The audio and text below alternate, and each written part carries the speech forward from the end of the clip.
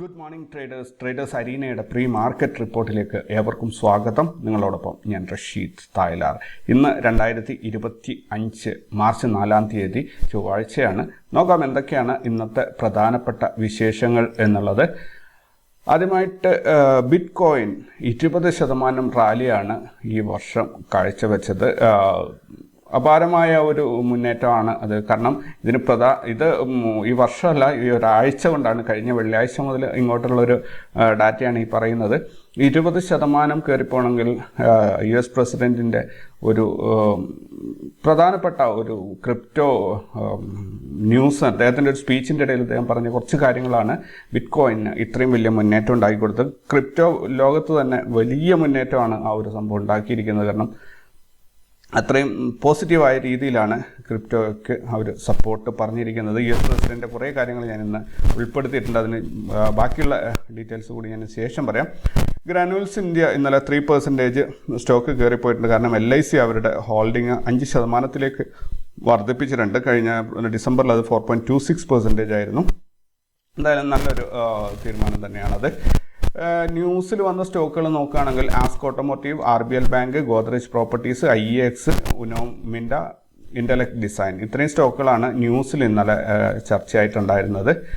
Then Asian സ്റ്റോക്കുകൾ താഴോട്ട് പോയിട്ടുണ്ട്. അതിന് പ്രധാനപ്പെട്ട കാരണം US പ്രസിഡൻറ്റിൻ്റെ താരിഫ് തന്നെയാണ്. അപ്പോൾ കുറച്ചധികം കൺഫ്യൂഷൻ അല്ലെങ്കിൽ പ്രശ്നങ്ങൾ ഉണ്ടാക്കുന്ന ഒരു തീരുമാനമാണ് നമ്മുടെ US പ്രസിഡന്റ് എടുത്തുകൊണ്ടിരിക്കുന്നത്. വാൾ സ്ട്രീറ്റ്, അതായത് US മാർക്കറ്റും എന്താ പറയുക, നെഗറ്റീവിലാണ് ക്ലോസ് ചെയ്തിരിക്കുന്നത്. 25% താരിഫ് പ്രഖ്യാപിച്ചതോടുകൂടിയാണ് മാർക്കറ്റ് താഴോട്ട് പോയത്. പക്ഷേ അദ്ദേഹം അതിനെ ഓവർകം ചെയ്യാൻ വേണ്ടിയിട്ട് ബില്യൺസ് ഡോളേഴ്സ് മുടക്കിയിട്ട് US ഫാക്ടറീസ് തുടങ്ങുന്നുണ്ട് എന്നൊക്കെ പറഞ്ഞിട്ടുണ്ട്. ഇതിൻ്റെ പിന്നിലുള്ളൊരു അജണ്ട ഞാനിപ്പോൾ പറയാം. മറ്റ് ന്യൂസുകൾ കൊണ്ട് പറഞ്ഞ Trump halts all US military aid to യുക്രൈനുള്ള എന്താ പറയുക, പട്ടാള സഹായങ്ങൾ അല്ലെങ്കിൽ മിലിറ്ററി സഹായങ്ങളെല്ലാം തന്നെ പ്രസിഡന്റ് അവസാനിപ്പിച്ചു എന്നുള്ളതാണ്. അത് മിനിഞ്ഞാന്ന് നിങ്ങളൊക്കെ വായിച്ചിട്ടുണ്ടാവും. അവർ തമ്മിൽ സംസാരിച്ചിട്ട് ചർച്ച വിജയിച്ചില്ല, പരാജയപ്പെട്ടതുകൊണ്ട് തന്നെ നമ്മളെ ട്രംപ് അതിൻ്റെ ഒരു പക വീട്ടുന്ന രീതിയിലാണ് പെരുമാറുന്നത്. കാനഡ മെക്സിക്കോ താരിഫ് ചൊവ്വാഴ്ച മുതൽ ഓപ്പൺ ആകും എന്നാണ് അറിഞ്ഞത്. അപ്പോൾ അതും വലിയൊരു കോംപ്ലിക്കേഷൻ ഉണ്ടാക്കുന്ന ഒരു കാര്യം തന്നെയാണ്. അപ്പോൾ ഇവിടെ ഞാൻ പറയാൻ ഉദ്ദേശിച്ചത്, ഈ ട്രംപ് ആയാലും അല്ലെങ്കിൽ നമ്മുടെ അദ്ദേഹത്തിൻ്റെ കൂട്ടാളികളായാലും അവരൊക്കെ ബില്യനേഴ്സാണ്. കൂടാതെ ഏറ്റവും നല്ല മാർക്കറ്റിൽ നന്നായി കളിക്കാൻ അറിയുന്ന ബിസിനസ്സിൻ്റെ ആൾക്കാരാണ്. അപ്പോൾ ടെസ്ലയുടെ മുതലാളിയായാലും ട്രംപ് ആയാലും അവർ വെൽ പ്ലാൻഡ് ആയിട്ടാണ് കാര്യങ്ങൾ. അവരുടെ ആവശ്യം എന്താണെന്ന് പറഞ്ഞാൽ മാർക്കറ്റിനെ, ഓഹരി വിപണിയെ, മറ്റ് സർവീസ് ഇൻഡസ്ട്രിയുടെ റേറ്റിംഗ് അല്ലെങ്കിൽ അതിൻ്റെ ഒരു വാല്യൂ കുറച്ച് കൊണ്ടുവരിക. പ്രധാനമായിട്ടും അവരൊക്കെ നോക്കുന്നത് സ്റ്റോക്ക് മാർക്കറ്റിലേക്ക് തന്നെയാണ്. ക്രിപ്റ്റോയെ പുഷ് ചെയ്യുന്നതും ലോക മാർക്കറ്റിൽ ഒരു മാന്ദ്യം ഉണ്ടാക്കുന്നതും അവരുടെ ആവശ്യമാണ്. അവരുടെ അടുത്ത് ഒരു രാജ്യത്തിൻ്റെ മൊത്തം ആസ്തിയേക്കാൾ വലിയ സമ്പത്തുള്ള ആൾക്കാരൊക്കെയാണ് അവർ. അപ്പോൾ തീർച്ചയായിട്ടും അവരത് നല്ല രീതിയിൽ മാർക്കറ്റ് ന്യൂസ് കൊണ്ടുവന്ന് മാർക്കറ്റിനെ ഇടിച്ച് നല്ല രീതിയിൽ ഇൻവെസ്റ്റ് ചെയ്തതിന് ശേഷം ഈ പറഞ്ഞിരിക്കുന്ന എല്ലാ പ്രശ്നങ്ങൾക്കും അവർ ചർച്ചയിലൂടെ പരിഹാരം കാണും. ആ സമയം കൊണ്ട് അവരുടെ മുഴുവൻ ഫണ്ടും അവർ ഇൻവെസ്റ്റ് ചെയ്യും. രണ്ടാമത്തേത് നിങ്ങൾ ഓർക്കുന്നുണ്ടാവും, ട്രംപ് കോയിൻ എന്ന് പറഞ്ഞ് മുൻപൊരു കോയിൻ ഇറങ്ങിയിരുന്നു ക്രിപ്റ്റോയിൽ. അത് എടുത്തവർക്കൊക്കെ അതിൻ്റെ കാശ് പോയി എന്നല്ലാണ്ട് പ്രത്യേകിച്ച് പ്രശ്നങ്ങളൊന്നും ഉണ്ടായിരുന്നില്ല. മുഴുവൻ കാശും അങ്ങ് പോയി കിട്ടി. അതേപോലെ ഇപ്പം അദ്ദേഹം ക്രിപ്റ്റോയെ പ്രൊമോട്ട് ചെയ്യുന്നുണ്ട്. അതിന് പ്രധാനപ്പെട്ട കാര്യം പുള്ളിക്കാരൻ നല്ല രീതിയിൽ ഓൾറെഡി അതിനകത്തേക്ക് ഇലക്ഷന് മുമ്പ് തന്നെ അല്ലെങ്കിൽ ജയിച്ചറിഞ്ഞ മൊമെൻറ്റിൽ തന്നെ പുള്ളിക്കാരൻ അത്യാവശ്യം ഫണ്ട് അതിലേക്ക് ഇറക്കിയിട്ടുണ്ടാവും. ഇനി അത് നല്ല രീതിയിൽ ഇതിനെ പ്രൊമോട്ട് ചെയ്ത് അത്യാവശ്യം ഒരു 100% പ്രോഫിറ്റിലേക്ക് എത്തി. ഇപ്പോൾ ബിറ്റ് കോയിൻ ഒരു 5-6 ദിവസം കൊണ്ട് 20% കയറിപ്പോയിട്ടുണ്ടെങ്കിൽ 100%, 200% അതിനകത്ത് പ്രോഫിറ്റ് വരാൻ വലിയ പണിയൊന്നുമില്ല. അദ്ദേഹം അത് ആ സമയത്തേക്ക് മുഴുവൻ സെൽ ഓഫ് ചെയ്യും. എന്നിട്ട് പറയും നമുക്കിത് ശരിയാവില്ല, ക്രിപ്റ്റോയിൽ എന്താ പറയുക, അതിന് ഡിറൈവ് ചെയ്യുന്ന സംഭവങ്ങളില്ല, അത് വെറും മുഖക്കച്ചവടമാണെന്നൊക്കെ പറഞ്ഞിട്ട് പുള്ളി അങ്ങ് ഒരു ന്യൂസ് ഉണ്ടാക്കും. മാർക്കറ്റ് ഇടിഞ്ഞ് താഴെ പോവുകയും ചെയ്യും. ഇപ്പം അതിൽ ഇൻവെസ്റ്റ് ചെയ്ത് സാധാരണക്കാരുടെ കാശ് പുള്ളിയുടെ കയ്യിലെത്തും. രണ്ടാമത്തത്, ഇപ്പോൾ വേൾഡ് മാർക്കറ്റ് പുള്ളി ഇടിച്ചുകൊണ്ടിരിക്കുകയാണ്. പുള്ളിയും നമ്മുടെ ടെസ്ലയുടെ മുതലാളിയും, അങ്ങനെ മാത്രമേ ഞാൻ പറയുന്നുള്ളൂ. അപ്പോൾ അവർ രണ്ടുപേരും കൂടി മാർക്കറ്റിനെ ശരിക്കിടിച്ച് താഴെ കൊണ്ടുവരുന്നതെന്ന് പറഞ്ഞാൽ ഇക്വിറ്റിയിൽ അവർ നല്ല രീതിയിൽ ഇൻവെസ്റ്റ്മെൻ്റ് ആയതിനു ശേഷം ഈ പ്രശ്നങ്ങളൊക്കെ പരിഹരിച്ച് മാർക്കറ്റിനെ മുകളിലോട്ട് കയറ്റിക്കൊണ്ടുവരും. അവരുടെ വെൽത്ത് എന്ന് പറയുന്നത് ഒരു 2-3 ദിവസം കൊണ്ട് 4-5 ഇരട്ടിയാക്കി അവരെടുക്കുകയും ചെയ്യും. അതാണ് അവരുടെ ആവശ്യം. ഒരു രാജ്യത്തിൻ്റെ മുഴുവൻ പവർ ഉപയോഗിച്ചിട്ടാണ് അവർ കളിക്കുന്നത്. സോ ആർക്കും ഒന്നും ചെയ്യാനില്ല.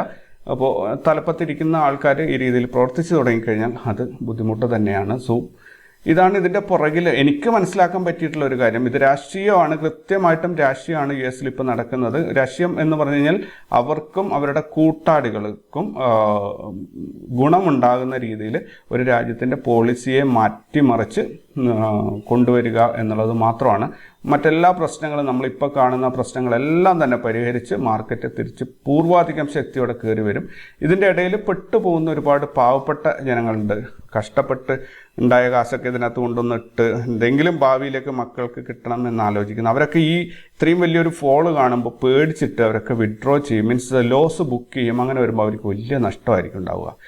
അപ്പോൾ അത് മാത്രമാണ് ഇതിൻ്റെ ഇടയിൽ ഒരു പ്രശ്നമായിട്ട് വരുന്നത്. അത്യാവശ്യം ട്രേഡിങ് അല്ലെങ്കിൽ ഇൻവെസ്റ്റിംഗ് അറിയുന്നവരാണെങ്കിൽ ലോസ് ബുക്ക് ചെയ്യാതെ വീണ്ടും ആവറേജ് ചെയ്തുകൊണ്ടിരിക്കും, പരമാവധി ഫണ്ട് ആഡ് ചെയ്തുകൊണ്ടിരിക്കും.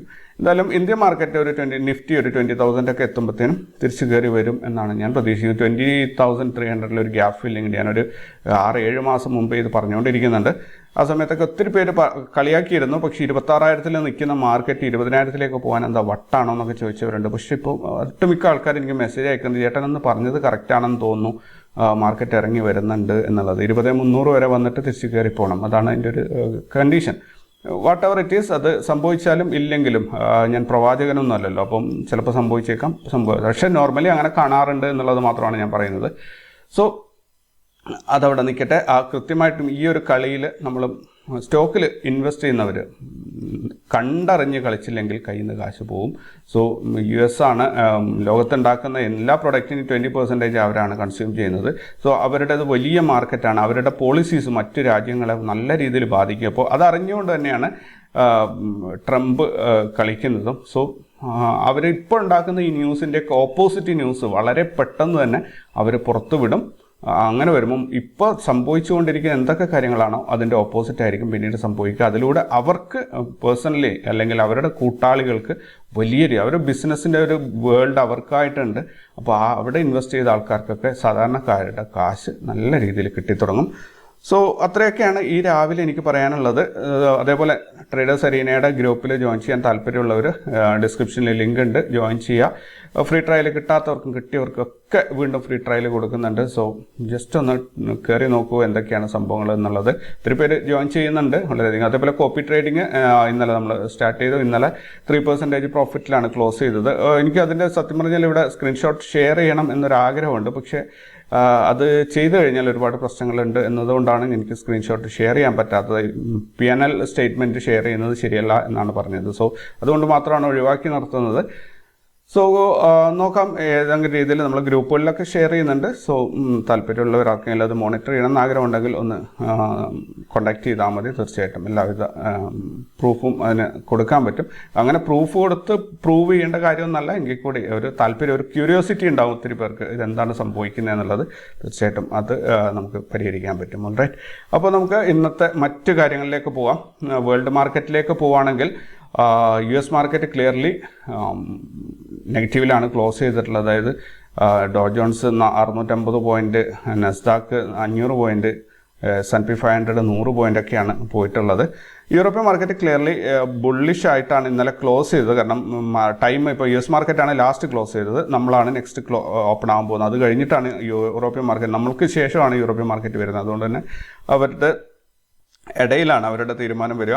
അതേപോലെ ഏഷ്യൻ മാർക്കറ്റ് നോക്കുകയാണെങ്കിൽ നല്ല രീതിയിൽ ഇടിഞ്ഞു കുത്തി താഴെ പോയിട്ടുണ്ട്. നിക്കി 225 പോയിൻറ്റും ഹാങ്സങ് 368 നിക്കി ജപ്പാൻ്റെ ആണ് 798 പോയിൻറ്റും ഹാങ്സങ് 368 പോയിൻറ്റും ഇടിഞ്ഞിട്ടുണ്ട്.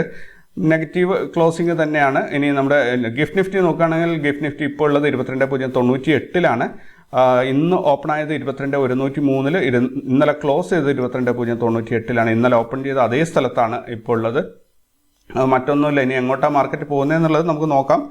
ദെൻ ഗോൾഡ് $2,890 വർദ്ധിച്ചിട്ടുണ്ട്. അതേപോലെ എന്താ പറയുക ഇന്ത്യൻ രൂപയുടെ മൂല്യം ചെറിയ രീതിയിൽ മെച്ചപ്പെടുത്താൻ ശ്രമിക്കുന്നുണ്ട്. തീർച്ചയായും കയറി വരട്ടെ. ദെൻ ഗ്ലോബൽ ഈവൻസിലേക്ക് പോവുകയാണെങ്കിൽ Japan unemployment rate, Korea S&P global manufacturing PMI, Australia RBI meeting minutes, Japan manufacturing consumer confidence, euro area unemployment rate, ഇതൊക്കെയാണ് പ്രധാനപ്പെട്ട ഗ്ലോബൽ ഇവൻറ്റ്സ് ഇന്ന് വരാനുള്ളത്. റിസൾട്ട് അനൗൺസ് ചെയ്യുന്ന കമ്പനികൾ ഒന്നും തന്നെ ലിസ്റ്റ് ചെയ്തിട്ടില്ല. അതേപോലെ F&O ബാനിലും ഒരു കമ്പനികളും ഉൾപ്പെട്ടിട്ടില്ല. അത് കാരണം എക്സ്പയറി ആവാൻ ഇനി ടൈം ഉണ്ടല്ലോ, ഒരു 10 ദിവസമൊക്കെ കഴിയുമ്പോഴത്തേനും അതിൻ്റെ മാർക്കറ്റ് വൈസ് ഡെലിവറി 95% എത്തും ഏതെങ്കിലും സ്റ്റോക്കുകൾ സമയത്ത് അത് F&O ബാനിൽ വരാൻ തുടങ്ങും. എന്തായാലും ഇൻസ്റ്റിറ്റ്യൂഷണൽ ആക്ടിവിറ്റീസ് നോക്കുകയാണെങ്കിൽ ഇന്നലെ ഫോറിൻ ഇൻസ്റ്റിറ്റ്യൂഷൻസ് 4788 കോടിയുടെ നെറ്റ് സെല്ലിംഗ് ആണ് ചെയ്തത്. അതേസമയത്ത് ഡൊമസ്റ്റിക് ഇൻസ്റ്റിറ്റ്യൂഷൻസ് 8790 കോടിയുടെ ബൈയിങ് ആണ് ചെയ്തത്. അങ്ങനെ 4002 കോടിയുടെ നെറ്റ് ബൈയിങ് അല്ലെങ്കിൽ ഇൻവെസ്റ്റ്മെൻറ്റ് ഇന്ത്യ മാർക്കറ്റിലേക്ക് എത്തിയതായിട്ടാണ് കാണാൻ സാധിക്കുന്നത്. സെക്ടറൽ പെർഫോമൻസ് നോക്കുകയാണെങ്കിൽ auto sector, FMCG, IT, metal, pharma, അതേപോലെ റിയാലിറ്റി, ഇത്രയും സെക്ടറുകൾ പോസിറ്റീവിലാണ് ക്ലോസ് ചെയ്തത്. ബാങ്ക്, ഫിൻസർവീസ് അല്ലെങ്കിൽ ആ രീതിയിലുള്ള media, PSU bank, private bank, ഫിനാൻസുമായി ബന്ധപ്പെട്ട എല്ലാം തന്നെ നെഗറ്റീവിലാണ് ഇന്നലെ ക്ലോസ് ചെയ്തിട്ടുള്ളത്. ETF നോക്കുകയാണെങ്കിൽ നിഫ്റ്റി ബീസും ബാങ്ക് ബീസും അതേപോലെ ഓട്ടോ ബീസും റെഡിലാണ്, മറ്റുള്ള 3 ഗ്രീനിലാണ് ക്ലോസ് ചെയ്തിരിക്കുന്നത്. എന്തായാലും വലിയൊരു താഴോട്ടോ മുകളിലോട്ടോ അധികം പോയിട്ടില്ല, ചെറിയ രീതിയിലുള്ള ഒരു മുന്നേറ്റം മാത്രം, ഒരു ചലനം മാത്രമാണ് രേഖപ്പെടുത്തിയത്. നിഫ്റ്റി ഇന്നലെ ക്ലോസ് ചെയ്തത് 22,124 അതായത് 69-70 പോയിന്റ് നെഗറ്റീവിലാണ് ക്ലോസ് ചെയ്തിട്ടുള്ളത്. ദെൻ ഈ ആഴ്ചയിൽ നോക്കുകയാണെങ്കിൽ 69 പോയിൻറ്റിൻ്റെ അല്ലെങ്കിൽ 70 പോയിൻറ്റിൻ്റെ ഒരു നഷ്ടമാണ് നിഫ്റ്റിക്ക് ഉണ്ടായിരിക്കുന്നത്. ഈ മാസത്തിൽ അതുപോലെ തന്നെ 70 പോയിൻറ്റിൻ്റെ ഒരു നഷ്ടമാണ് നിഫ്റ്റിക്ക് ഉണ്ടായിരിക്കുന്നത്. നോക്കാം ഇനി വരുന്ന ദിവസങ്ങളിൽ റിക്കവർ ആകുമോ എന്നുള്ളത്. 20,000 എത്തണം എന്നാണ് ഒട്ടുമിക്ക ആൾക്കാരും പറയുന്നത്. ഇന്നലെ 22,000 എക്സാക്ട്ലി 22,000 ടച്ച് ചെയ്തിട്ട് ബൗൺസ് ബാക്ക് ചെയ്തതാണ്. നോക്കാം ഇന്ന് എവിടെയാണ് സ്റ്റാർട്ട് ആവുന്നത്, എങ്ങോട്ടാണ് പോകുന്നത് എന്നുള്ളത്. 22,000 കട്ട് ചെയ്ത് താഴോട്ട് ഇറങ്ങുകയാണെങ്കിൽ അവിടെ നമ്മളൊരൽപ്പം ശ്രദ്ധിക്കേണ്ട കാര്യമുണ്ട്. പിന്നീട് 20,000 വരെയും പോകാനുള്ള എല്ലാ സാധ്യതകളും കാണുന്നുണ്ട്. ദെൻ മറ്റ് ഇൻഡെക്സുകൾ നോക്കുകയാണെങ്കിൽ എല്ലാം ഇന്നലെ റെഡിലാണ് ക്ലോസ് ചെയ്തത്. ദെൻ ഇവിടെ ഇന്നത്തെ മാർക്കറ്റിലേക്കുള്ള കാര്യങ്ങൾ നോക്കുകയാണെങ്കിൽ PCR വന്നിട്ട് 0.7 ഇതൊരു എന്താ പറയുക, രണ്ട് സൈഡിലേക്കും പോകാനുള്ള ഒരു ന്യൂട്രൽ മോഡാണ്. അതേപോലെ ഹയസ്റ്റ് ഓപ്പൺ ഇൻട്രസ്റ്റ് കോൾ സൈഡിൽ വന്നിരിക്കുന്നത് 22,500 1,23,00,000. ഹയസ്റ്റ് പുട്ട് വന്നിരിക്കുന്നത് 22,000 75 ലക്ഷമാണ്. വിക്സ് ഇപ്പോൾ നിൽക്കുന്നത് 13.91 സ്പോട്ട് പ്രൈസ് 22,124. ഇന്നത്തെ CPR നോക്കുകയാണെങ്കിൽ 22,128, 130, 133. വളരെ നാരോ ആയിട്ടുള്ള ഒരു CPR ആണ്. ഒരു നല്ല മൊമെൻറ്റം കിട്ടാൻ എല്ലാവിധ സാധ്യതയുണ്ട്. അതേപോലെ നോട്ട് റേറ്റ്സ് നോക്കുകയാണെങ്കിൽ 22,160, 133, 27 പോയിൻറ്റിൻ്റെ ഒരു നോട്ട് റേറ്റ് സോണാണ് വന്നിരിക്കുന്നത്. എന്നാലും കുഴപ്പമില്ലാത്തൊരു മൂവ്മെൻറ്റ് കിട്ടും എന്ന് തന്നെയാണ് പ്രതീക്ഷിക്കുന്നത്. ഇനി 22,160 കട്ട് ചെയ്ത് മുകളിലോട്ട് പോവുകയാണെങ്കിൽ 22,286 വരെയും, അതായത് 126 പോയിൻറ്റിൻ്റെ ഒരു ഹയർ സൈഡിലേക്കുള്ള ഒരു മൂവ്മെൻറ്റ് കിട്ടാൻ സാധ്യതയുണ്ട്. ഇനി അഥവാ മാർക്കറ്റ് താഴോട്ടാണ് പോകുന്നത്, 22,133 കട്ട് ചെയ്ത് താഴെ പോവുകയാണെങ്കിൽ 21,963 വരെയും, അതായത് ഏകദേശം 173 പോയിൻറ്റോളമുള്ള ഒരു ലോവർ സൈഡിലേക്കുള്ള മൂവ്മെൻറ്റ് കിട്ടാൻ സാധ്യതയുണ്ട്. 21,963 എന്നുള്ളത് ഒരു പ്രോപ്പർ സപ്പോർട്ട് ലൈനാണ്. അതായത് 22,000 പ്രോപ്പർ സപ്പോർട്ട് എന്ന് പറയുന്നത് 22,963. 960 വരെ ഇറങ്ങാൻ സാധ്യതയുണ്ട്.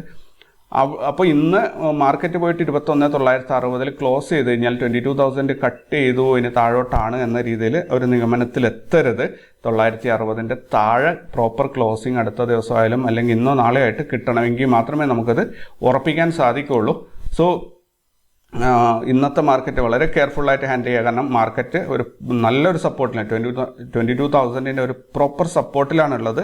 അത് കരുതി തന്നെ ട്രേഡ് ചെയ്യണം. ഏത് സമയത്തും മുകളിലോട്ടും താഴോട്ടും ചാഞ്ചോട്ടം ഉണ്ടാവാനുള്ള സാധ്യതയുണ്ട്. മാത്രമല്ല ഇന്ന് സെൻസെക്സിൻ്റെ എക്സ്പയറിയും കൂടിയാണല്ലോ, അപ്പോൾ അതും നമ്മൾ കെയർഫുള്ളായിട്ട് വാച്ച് ചെയ്യണം.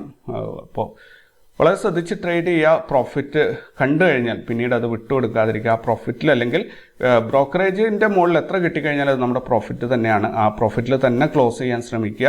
ലോസിലേക്ക് കൊണ്ടുപോയി പ്രോഫിറ്റ് കണ്ടതിന് ശേഷം ലോസിലേക്ക് പോകരുത്. കോസ്റ്റിൽ തന്നെ കട്ട് ചെയ്തേക്കണം. കോസ്റ്റിൽ ട്രേഡ് എക്സിറ്റ് ചെയ്യുന്നത് മണ്ടത്തരമാണ്. കാരണം അങ്ങനെയാണെങ്കിൽ നമുക്ക് ട്രേഡ് ചെയ്യാതിരുന്നാൽ പോരെ. പക്ഷേ വേറെ വഴിയില്ലാതെ നമുക്ക് ആ കോസ്റ്റ് പ്രൈസിൽ ക്ലോസ് ചെയ്യേണ്ടി വരും. അങ്ങനെയാണെങ്കിൽ ബ്രോക്കറേജ് ആയിരിക്കും നമ്മുടെ നഷ്ടം. അപ്പോൾ അത് ശ്രദ്ധിക്കുക. അതേപോലെ നമ്മുടെ ഗ്രൂപ്പിൽ ഈ ചാനലിൽ നമ്മളിപ്പോൾ ആദ്യമൊക്കെ ഒരു ദിവസം വീഡിയോ ഇട്ട് കഴിഞ്ഞാൽ 1500-2000 പേര് കണ്ടിരുന്നു. ഇടയ്ക്ക് ഞാൻ ഫിസിക്കലി അൺഫിറ്റായി, അങ്ങനെ എനിക്ക് സംസാരിക്കാനൊക്കെ ബുദ്ധിമുട്ട് വന്നപ്പോൾ ചാനൽ വീഡിയോസ് സ്റ്റോപ്പായി. പിന്നീട് റീസ്റ്റാർട്ട് ചെയ്തപ്പോൾ 200-250 പേരൊക്കെ ഇപ്പോൾ കാണുന്നുള്ളൂ. എന്തായാലും അത്രയും പേര് കാണുന്നുണ്ട് എന്നുള്ളത് ഭയങ്കര ഒരു സംഭവം തന്നെയാണ്. അപ്പോൾ മാക്സിമം നിങ്ങൾക്ക് പറ്റുന്ന രീതിയിൽ സപ്പോർട്ട് ചെയ്യുക. അതുപോലെ ഇതിൻ്റെ താഴെ ഇതിനകത്ത് എന്തൊക്കെയാണ് കണ്ടൻറ്റ് ആഡ് ചെയ്യേണ്ടത് ഞാൻ എപ്പോഴും നിങ്ങളോട് ചോദിക്കുന്നതാണ്. എല്ലാവരും കമൻറ്റ് ചെയ്യണം പ്ലീസ്. എന്തൊക്കെയാണ് കണ്ടൻറ്റ് വേണ്ടത്, അതുപോലെ ഞാൻ പ്രസൻറ്റ് ചെയ്യുന്ന രീതിയിൽ ഏതെങ്കിലും രീതിയിലൊരു വ്യത്യാസം വരുത്തണോ എന്നൊക്കെയുള്ള കാര്യങ്ങൾ ഒന്ന് പറഞ്ഞു തരികയാണെങ്കിൽ എനിക്ക് അതിനനുസരിച്ച് മാറാൻ പറ്റും. കാരണം ഞാൻ ഇവിടെ ഇരുന്ന് എൻ്റേതായ ഒരു ലോകത്തിരുന്ന് ആണ് ഇത് ഡെലിവറി ചെയ്യുന്നത്. പക്ഷേ നിങ്ങളുടെ ലോകത്തിരുന്നത് കാണുമ്പോൾ നിങ്ങൾക്കത് ചിലപ്പോൾ അക്സെപ്റ്റ് ചെയ്യാൻ പറ്റുന്നുണ്ടാവില്ല, അല്ലെങ്കിൽ നിങ്ങൾ പ്രതീക്ഷിക്കാത്ത രീതിയിലായിരിക്കും ഇതിൻ്റെ ഒരു പ്രസൻറ്റേഷനോ കണ്ടൻറ്റൊക്കെ വരുന്നത്. അപ്പോൾ നിങ്ങൾ എന്താണോ ആഗ്രഹിക്കുന്നത് അത് എനിക്ക് ഡെലിവർ ചെയ്യാൻ സാധിക്കുമ്പോഴാണ് നമുക്ക് ഇരു കൂട്ടർക്കും അതൊരു ഉപകാരപ്രദമായി മാറുന്നത്. ഈ ചാനലിൽ വരുന്ന കണ്ടൻറ്റ് മുഴുവൻ നിങ്ങൾക്ക് മണി കൺട്രോളിലും NSEയിലും investing.com അങ്ങനെയുള്ള ഓൺലൈൻ സൈറ്റുകളിലൊക്കെ വായിക്കാൻ പറ്റുന്ന കണ്ടൻറ്റ് തന്നെയാണ്. എൻ്റേതായിട്ടുള്ള കോൺട്രിബ്യൂഷൻസ് ഒന്നുമില്ല. ഇതെല്ലാം കൂടി കളക്ട് ചെയ്ത് ഒരു സ്ഥലത്ത് കൊണ്ടുവരുന്നു എന്നുള്ളത് മാത്രമാണ് ഞാൻ ചെയ്യുന്നൊരു കാര്യം.